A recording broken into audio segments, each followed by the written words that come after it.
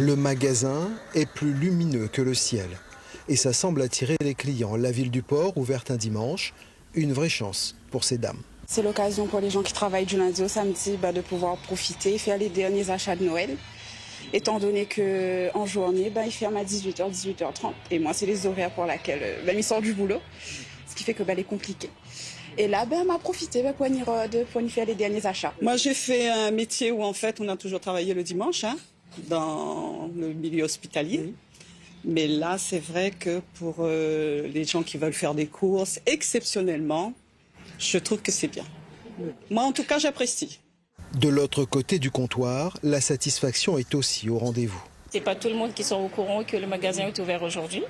Et donc, du coup, au fur et à mesure, bouche à l'oreille, comme on dit, comment ça, il y a ce boutique qui est ouvert, donc du coup, ils sont venus. Dans les rues du centre-ville, en cette fin de matinée, ce n'est pas encore la foule. Les clients semblent arriver par toutes petites vagues.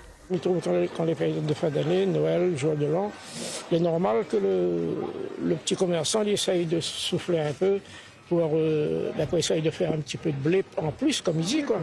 Globalement, depuis l'an dernier, l'association des commerçants portois note une tendance à moins de dépenses pendant les fêtes de fin d'année. On est à quelques jours de Noël, peut-être que les gens vont s'y mettre d'ici aujourd'hui et les quelques jours qui restent.